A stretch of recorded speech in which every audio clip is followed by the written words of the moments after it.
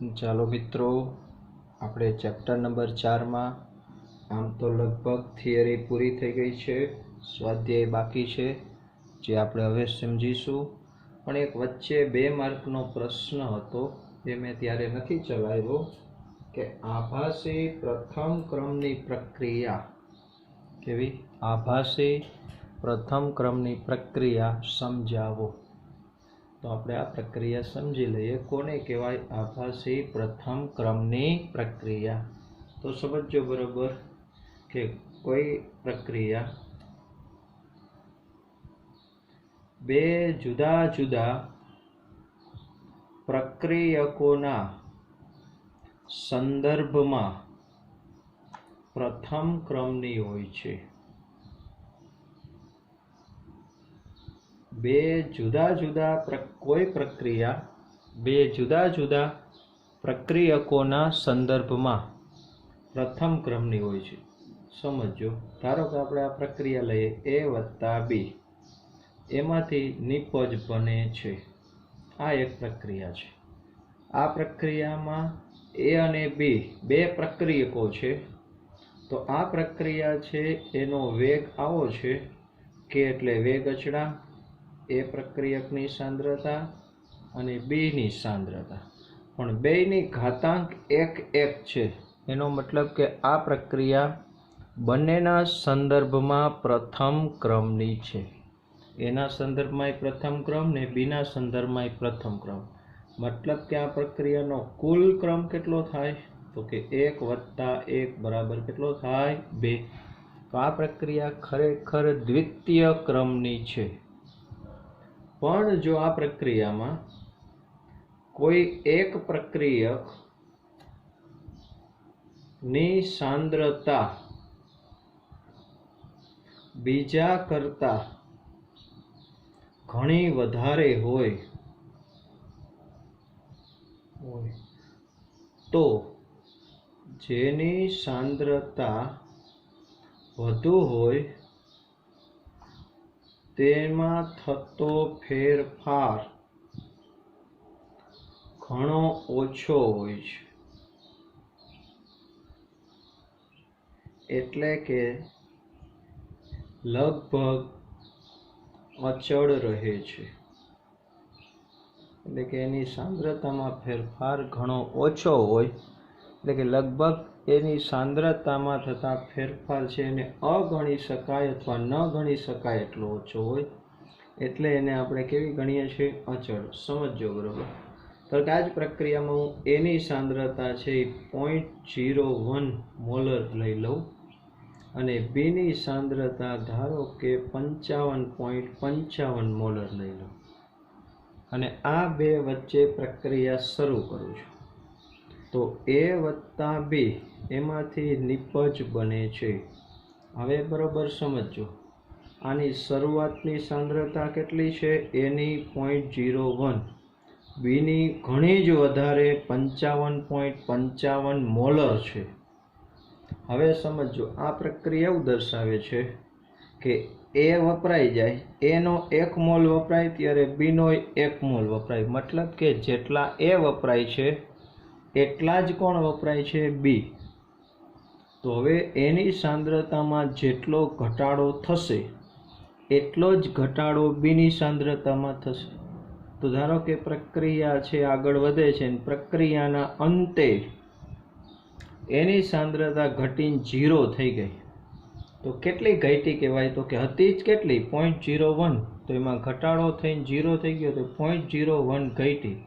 તો આની સાંદ્રતા આ 1 વપરાય ત્યારે આ 1 વપરાય, તો આ 0.01 ઘટી, તો આ 0.01 ઘટે બીની સાંદ્રતા. તો બીની સાંદ્રતા બાકી કેટલી રહી? તો કે 55.55 હતી, એમાંથી ઘટીને 55.54 થાય.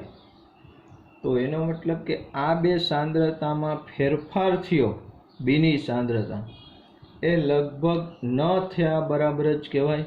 કારણ કે વધુની સામે ઓછો ફેરફાર છે એ સાવ નહિવત ગણાય. હા, ઓછામાં ઓછો ફેરફાર એ મોટો કહેવાય, પણ મોટામાં નાનો ફેરફાર થયો તો એ કદાચ ન થયા બરાબર, તમે કાંઈ ન પ્રક્રિયા કરો ને એમને 2 વાર સાંદ્રતા માપો તો પહેલી વાર 55.55 આવે, તો બીજી વાર કદાચ 55.54 આવે, ત્રીજી વાર માપો તો 55.56 આવે.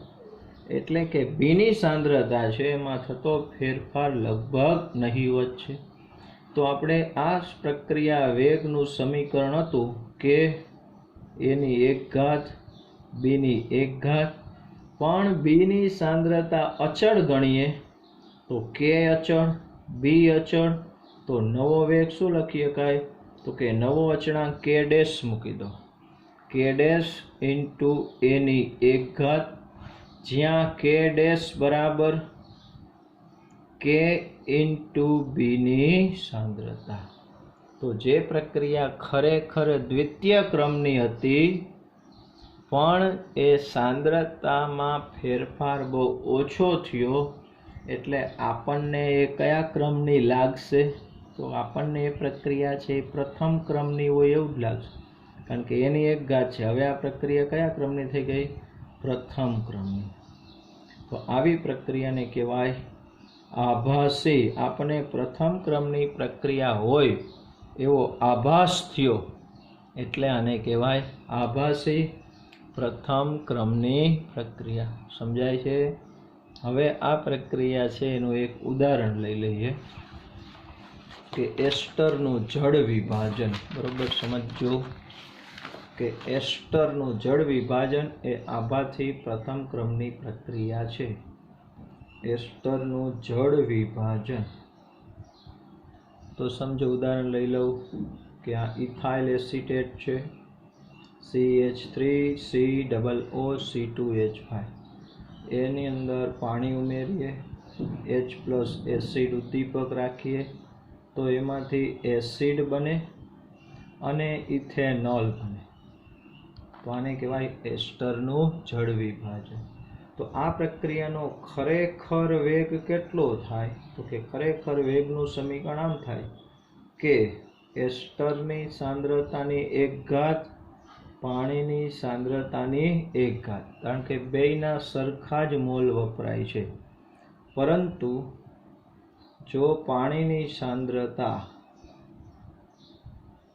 વધુ લેવામાં આવે, કોની સાપેક્ષમાં વધુ? તો કે એસ્ટરની સાપેક્ષમાં, તો પાણીની સાંદ્રતા H2O ની સાંદ્રતામાં થતો ફેરફાર કેવો કહેવાય?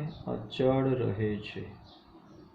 તેથી વેગનું સમીકરણ આમ લખી શકાય કે ડેશ ઇન્ટુ એસ્ટરની 1 ઘાત, જ્યાં કે ડેશ બરાબર k into H2O. K into H2O. આ અચળ બેને નવો અચળાંક કહી દીધો. કયો? કે ડેશ. તો આ પ્રક્રિયાને કહેવાય આભાસી પ્રથમ ક્રમની પ્રક્રિયા. આનો એક દાખલામાં પણ આપણે ઉપયોગ કરશું. બરોબર. પણ આવું ક્યારે થાય? જ્યારે 2 પ્રક્રિયકો હોય અને એમાંથી એક પ્રક્રિયકની સાંદ્રતા બહુ ઓછી હોય, બીજાની સાંદ્રતા ઘણી વધારે હોય. તો જેની સાંદ્રતા ઘણી વધારે હોય એ આપણે એવું ધારી લઈએ કે સમગ્ર પ્રક્રિયા દરમિયાન એની સાંદ્રતા અચળ રહે છે. એટલે ખરેખર પ્રક્રિયા દ્વિતીય ક્રમની હોય પણ આપણને પ્રથમ ક્રમની હોય એવો આભાસ થાય, એટલે એને કહેવાય આભાસી પ્રથમ ક્રમની પ્રક્રિયા. સમજાય છે? બરોબર. તો આ એક 2 માર્કની થિયરી છે. હવે આપણે સ્વાધ્યાયમાં આગળ વધશું. હવે ચેપ્ટર 4 સ્વાધ્યાયના આપણે દાખલા ગણવા છે. તો પહેલો દાખલો જુઓ. બહુ સહેલો દાખલો છે. નીચેની પ્રક્રિયાઓ માટે વેગ રજૂઆત પરથી તેમના પ્રક્રિયા ક્રમ અને વેગ અચળાંકના પરિણામો નક્કી કરો. શું નક્કી કરવાનું છે? વેગ અચળાંકના પરિણામો એટલે કે પરિમાણ નક્કી કરવાના છે, એના એકમ નક્કી કરવાના. વેગ અચળાંકના શું નક્કી કરવાના છે? એકમ. તો પ્રક્રિયા આપેલી હોય, ગમે તે પ્રક્રિયા આપી હોય, આપણે તો વેગનું સમીકરણ જોવાનું છે. વેગનું સમીકરણ રકમમાં આપ્યું છે, વેગ બરાબર k ઇન્ટુ NO ની સાંદ્રતાનો વર્ગ. તો આ જે ઘાતાંક હોય એને શું કહેવાય? પ્રક્રિયાક્રમ. તો આ પ્રક્રિયાનો પ્રક્રિયાક્રમ કેટલો થશે? 2. તો વેગ અચળાંકનો એકમ, તો દ્વિતીય ક્રમની પ્રક્રિયાનો એકમ પહેલી વાર છે. આપણે એક સામાન્ય સૂત્ર મેં તારવેલું, તે તમને થિયરીમાં ભણાવેલું પણ છે કે મોલની 1 - n ઘાત, લીટરની n-1 ઘાત અને સેકન્ડ ઇન્વર્સ. આ n કોઈ જનરલ સમીકરણ છે. આમાં n એટલે પ્રક્રિયાનો ક્રમ, એ તમારે મૂકી દેવાનો. તો અહીંયા દ્વિતીય ક્રમની પ્રક્રિયા છે, તો n બરાબર કેટલા મૂકી દેવાના? અહીંયા બગડો મૂક્યો, અહીંયા બગડો મૂક્યો. 1 - 2 એટલે -1 ઘાત થઈ ગઈ. લીટરની 2 - 1 એટલે 1 ઘાત થઈ ગઈ. અને સેકન્ડ ઇન્વર્સ. તો કે તમને સીધું આવડી જાય એવું છે. એવી ને એવી બીજી પ્રક્રિયા કે H2O2 વત્તા 3I- વત્તા 2H પ્લસ gives 2H2O વત્તા I3-. પ્રક્રિયા આપી છે કે નથી આપી એનું મહત્વ નથી. આપણે સીધો વેગ છે એ જોઈ લેવાનો. વેગ બરાબર સમીકરણ આપ્યું છે, H2O ની 1 ઘાત છે, I- ની 1 ઘાત છે. તો પ્રક્રિયા ક્રમ કેટલો? તો કે 1 વત્તા 1 બરાબર કેટલો થાય? 2. તો આ કયા ક્રમની પ્રક્રિયા થઈ ગઈ? દ્વિતીય ક્રમની પ્રક્રિયા. અને દ્વિતીય ક્રમની પ્રક્રિયાના વેગ અચળાંકનો એકમ અહીંયા તાર્યો તો એ જ અહીંયા આવી જાય. તો મોલની -1 ઘાત, લીટરની 1 ઘાત, સેકન્ડ ઇન્વર્સ. એવો ને એવો ત્રીજો પ્રશ્ન છે કે આ પ્રક્રિયા આપી છે, એના વેગનું સમીકરણ છે k ઇન્ટુ સાંદ્રતાની 3/2 ઘાત, એટલે કે 1.5 પણ કહેવાય. તો પ્રક્રિયાક્રમ સીધો આ જ થઈ જાય, 3/2 એટલે 1.5. હવે k નો એકમ તારવવો છે. ચલો આ જ સમીકરણ લઈ લો. એની અંદર n બરાબર કેટલા મૂકી દેવાના? 1.5. તો લીટરની 1 - 1.5 ઘાત, મોલની 1 - 1.5 ઘાત, લીટરની 1.5 - 1, જ્યાં n બરાબર હું કેટલા મૂકું છું? 1.5.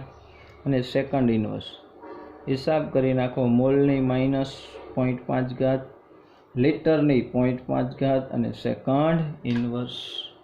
તો આવા એકમ નક્કી કરવાના પ્રશ્ન છે. ચલો એનો ચોથો પ્રશ્ન.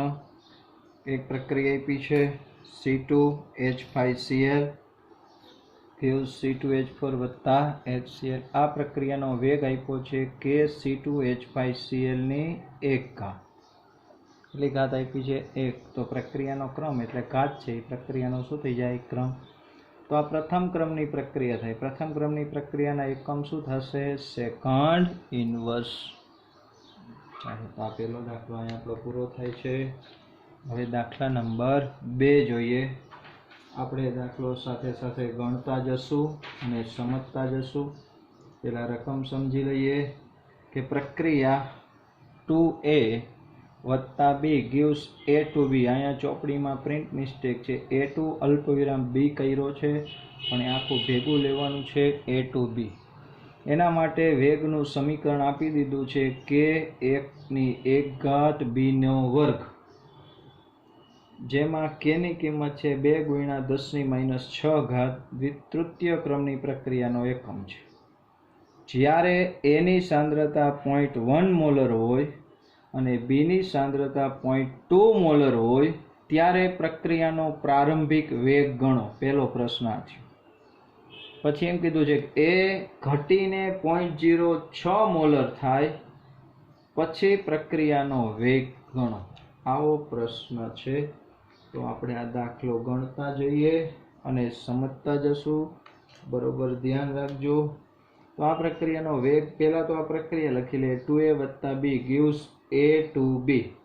હવે આ પ્રક્રિયાનો વેગ શું આપ્યો છે કે A ની 1 ઘાત છે, B ની 2 ઘાત છે. k ની કિંમત અહીંયા આપી દીધી છે. ચલો પહેલા આપણે A ની 0.1 મોલર સાંદ્રતા અને B ની 0.02 મોલર સાંદ્રતા હોય ત્યારે શરૂઆતનો વેગ ગણીએ. તો શરૂઆતનો વેગ બરાબર k ની કિંમત મૂકી દઉં, 2 × 10⁻⁶ એની સાંદ્રતા 0.1 મોલર, બીની સાંદ્રતા 0.2 મોલર, પણ એની કેટલી ઘાત મૂકવાની થશે? 2 ઘાત. તો આનો ગુણાકાર કરી લો તો 0.02 નો વર્ગ એટલે 0.04, એને ગુણ્યા 2, એને ગુણ્યા 0.1, આ બધાનો હિસાબ થશે 8 × 10⁻⁹. વેગનો એકમ શું થાય? મોલારિટી પ્રતિ સેકન્ડ. તો આપણને શું મળી ગયું? આ શરૂઆતનો વેગ. હવે આપણે એમ કીધું છે કે એની સાંદ્રતા ઘટીને 0.06 મોલર થાય છે. તો બાકી રહેલી સાંદ્રતા આપણે અહીંયા મૂકવાની થશે. અહીંયા ધ્યાન આપજો, પ્રક્રિયા સમજવાની છે કે એના 2 મોલ વપરાય ત્યારે બીનો 1 મોલ વપરાય છે. હવે એની સાંદ્રતા ઘટીને કેટલી થઈ ગઈ? 0.06 મોલર. તો એની વપરાયેલી સાંદ્રતા શોધવી હોય, એની વપરાયેલી સાંદ્રતા તો હતી કેટલી? 0.1, ઘટીને થઈ ગઈ કેટલી? 0.06. તો વપરાયેલી કેટલી કહેવાય? કે 0.04 મોલર. હવે એની જેટલી વપરાય એની અડધી બીની વપરાય છે, આ ખાસ યાદ રાખજો. તો બીની વપરાયેલી સાંદ્રતા એ આપણે શોધવી પડશે. તો કે એની જેટલી વપરાય એની અડધી બીની વપરાય, તો બીની કેટલી વપરાશે? 0.04 / 2 એટલે 0.02 મોલર વપરાણી. આ કોની સાંદ્રતા વપરાણી? તો કે બીની વપરાયેલી સાંદ્રતા 0.02. તો બીની બાકી રહેલી સાંદ્રતા કેટલી થાય? તો કે બીની બાકી રહેલી સાંદ્રતા એ શોધવી પડશે. બીની બાકી રહેલી સાંદ્રતા હતી કેટલી? તો કે 0.2 હતી. એમાંથી વપરાઈ કેટલી ગઈ? તો કે 0.02 મોલર વપરાઈ ગઈ. તો બાકી કેટલી વધી? તો આની બાદબાકી કરી નાખો એટલે 0.18 મોલર બાકી રહી. તો હવે પછીનો વેગ, પ્રક્રિયા થયા બાદનો વેગ, તો એ વેગ કેટલો થાય સમજવું હોય તો પાછું આ જ સમીકરણમાં કિંમત મૂકશું કે એની 1 ઘાત, બીની 2 ઘાત. વેગ અચળાંક નહીં બદલાય તો એટલો જ રહેશે, એટલે 2 × 10⁻⁶. ચલો, એની બાકી રહેલી સાંદ્રતા 0.06, એ તો રકમમાં આપી જ છે. અને બીની બાકી રહેલી સાંદ્રતા આપણે શોધી નાખી 0.18 નો વર્ગ. ઘાતાંક તો એમનામ આવવાના, એ ઉપર ઘાતાંક 1 છે એટલે લખો કે ન લખો ચાલે. આનો ગુણાકાર કરી નાખો એટલે નવો વેગ મળશે. તો નવો વેગ મળી જશે 3.88 × 10⁻⁹ મોલારિટી પ્રતિ સેકન્ડ. તો પહેલો વેગ છે 8 × 10⁻⁹ હતો, પણ પછીનો વેગ છે થોડો ઘટશે, કારણ કે સાંદ્રતા ઘટતી જાય એમ વેગ પણ ઘટતો જાય. તો આ થયો બીજો દાખલો, અગત્યનો છે. બરોબર સ્ક્રીનશોટ લઈ લેવાનો અને નોટમાં લખી નાખવાનો. ચાલો, ત્યાર પછી દાખલા નંબર 3. રકમ સમજીએ. એમોનિયાનું પ્લેટિનમની સપાટી પર વિઘટન 0 ક્રમની પ્રક્રિયા છે એમ કીધું છે. કયા ક્રમની પ્રક્રિયા છે? 0 ક્રમની પ્રક્રિયા છે. જો કે બરાબર 2.5 × 10⁻⁴ મોલારિટી સેકન્ડ ઇન્વર્સ હોય તો N2 અને H2 ના નિપજના વેગ કેટલા થશે? એટલે આપણે બેયના વેગ શોધવાના છે. તો આપણને એમોનિયા છે એના વિઘટનની પ્રક્રિયા છે એ આવડવી જોઈએ. તો એમોનિયાના વિઘટનની પ્રક્રિયા 2 mall NH3 gives N2 + 3H2. આ થઈ ગયા એમોનિયાના વિઘટનની પ્રક્રિયા. આના ઉપરથી આપણે વેગનું સમીકરણ લખતા હતા. પ્રક્રિયા કોઈ આગળ માઇનસ મૂકવાના. dNH3 એટલે NH3 ની સાંદ્રતામાં થતો ફેરફાર છેદમાં dt. આના ઉપરથી લખવો હોય નિપજ તો આગળ પ્લસ આવે. dN2 એટલે N2 ની સાંદ્રતામાં થતો ફેરફાર છેદમાં dt એટલે સમયની સાપેક્ષ સાંદ્રતામાં થતો ફેરફાર. આના ઉપરથી લખવું હોય તો 1/3 આગળ પ્લસ dH2/dt. તો આપણને અહીંયા શું આપ્યું છે તો કે k આપેલો છે. તો આ પ્રક્રિયા છે શૂન્ય ક્રમની છે એમ કહી દીધું. તો વેગ બરાબર k ઇન્ટુ એમોનિયાની કેટલી ઘાત આવશે 0 ઘાત. કેમ 0 ઘાત મૂકી કહી દીધું છે રકમમાં શૂન્ય ક્રમની પ્રક્રિયા છે. તો અહીંયા વેગ બરાબર શું થાય તો k નું મૂલ્ય મૂકી દો 2.5 ગુણ્યા 10⁻⁴ ઘાત. એમોનિયાની કોઈ સાંદ્રતા મૂકવાની ન થાય તો આ જ વેગ અચળાંક જ સીધો વેગ થઈ જાય. એનો એકમ થઈ જશે મોલારિટી સેકન્ડ ઇનવર્સ. તો આ વેગ છે અહીંયા મૂકી દો તો આના બરાબર આ જ વેગ થાય, આના બરાબર આ જ વેગ થાય. તો dN2/dt શોધવું હોય તો સીધો વેગ જ આવી જાય. જો આના બરાબર આના બરાબર આ તો બરાબર કેટલો થશે 2.5 ગુણ્યા 10⁻⁴ ઘાત મોલારિટી સેકન્ડ ઇનવર્સ. હવે મારે હાઇડ્રોજનના ઉત્પાદનનો વેગ શોધવો છે. તો આ વેગ બરાબર આ સમીકરણ આખું થાય તો મૂકી દઉં 1/3 dH2/dt બરાબર વેગ બરાબર કેટલો હતો તો કે 2.5 ગુણ્યા 10⁻⁴. આ તગડો સામે ગુણી નાખો તો dH2/dt બરાબર તગડો અહીંયા ગુણાઈ જાય તો 3 ગુણ્યા 2.5 ગુણ્યા 10⁻⁴ ઘાત. તો 2.5 ગુણ્યા 3 એટલે 7.5 ગુણ્યા 10⁻⁴ ઘાત મોલારિટી સેકન્ડ ઇનવર્સ. સમજાય છે બરોબર? જો આ વેગ બરાબર I થાય, આ વેગ બરાબર I થાય, આ વેગ બરાબર I થાય. એટલે આપણે આનું શોધવાનું તો એ તો ડાયરેક્ટ એ વેગ મળી ગયો. આનું શોધવાનું તો એ વેગ. આ વેગ કેટલો હતો કે આ સમીકરણ ઉપરથી મેળવી લીધો તો 2.5 ગુણ્યા 10⁻⁴ ઘાત શૂન્ય ક્રમની પ્રક્રિયા છે. એટલે હવે આની હારે આ વેગને સરખાવવાનું, આની હારે આ વેગને. હજી આની હારે સરખાણ કીધો તો આમાં બગડો સામે જાય. બરોબર છે? તો આ રીતે સ્વાધ્યાયનો દાખલા નંબર 3 ગણવાનો છે. ચલો ત્યાર પછી દાખલા નંબર 4. રકમ બહુ મોટી છે, જવાબ બહુ ટૂંકમાં ગણાય જેવો છે. ડાયમિથાઇલ ઇથરનું વિઘટન મિથેન H2 અને CO માંની બનવાની પરિણમે છે. એટલે કે આનું વિઘટન થાય તો આ 3 નિપજ આપે છે.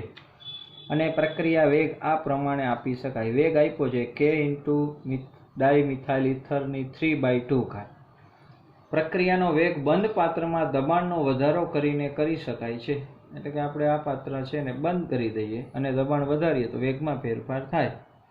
વેગ અચળાંક ડાયમિથાઇલના આંશિક દબાણને અભિવ્યક્ત કરી શકાય. પાછો આનો આ જ સમીકરણ, પણ અહીંયા જે સાંદ્રતા મૂકી હતી પણ આ વાયુ છે એટલે વાયુનું દબાણ એ જ વાયુની સાંદ્રતા કહેવાય. તો આને આ જ સમીકરણ ફક્ત ફેર કેટલો કે આગળ ડાયમિથાઇલ ઇથર લખી નાખ્યું. એટલે કે ડાયમિથાઇલ ઇથરનું આંશિક દબાણ P ની 3/2 ઘાત છે. જો દબાણ 12 એકમમાં હોય અને સમય મિનિટમાં માપવામાં આવે તો વેગ અને વેગ અચળાંકના એકમ શું થશે? ખાલી એકમ ગણવાના જ લ્યો. તો ભાઈ સીધું આપણે વેગનું સમીકરણ આપેલું છે એ જ લઈ લો. તો વેગ બરાબર k ઇન્ટુ P Ca3OCA3 3/2 ઘાત. તો વેગનો એકમ છે એ સાંદ્રતા પ્રતિ સમય હોય. અહીંયા સાંદ્રતાની જગ્યાએ દબાણ છે એટલે 12 પર સમય શેમાં લેવાનું કીધો છે? મિનિટમાં. તો એકમ શું થઈ ગયો? 12 ઇન્ટુ મિનિટ ઇનવર્સ. તો બહુ સિમ્પલ એકમ મળી ગયો. હવે મારે વેગ અચળાંક k નો એકમ મેળવ્યો છે. તો આમાંથી હું k ને કરતા બનાવી દઉં તો આ સમીકરણ છે એ વેગના છેદમાં જાય. તો k બરાબર વેગના છેદમાં P Ca3OCA3 ની 3/2 ઘાત. વેગનો એકમ કયો? તો કે 12 પ્રતિ મિનિટ. આ મૂકી દીધો 12 પ્રતિ મિનિટ. અને આ દબાણ છે, દબાણનો એકમ કયો હોય? 12 ની 3/2 ઘાત. આ 12 ની 3/2 ઘાત ઉપર લઈ જાઓ એટલે આની કેટલી ઘાત છે? 12 ની 1 ઘાત. આ 3/2 ઘાત ઉપર જાય એટલે માઇનસ થાય. તો 12 ની 1 - 3/2 ઘાત સમય મિનિટ ઉપર લઈ ગયા એટલે મિનિટ ઇનવર્સ. તો આ 1માંથી 3/2 જાય તો વધે કેટલું?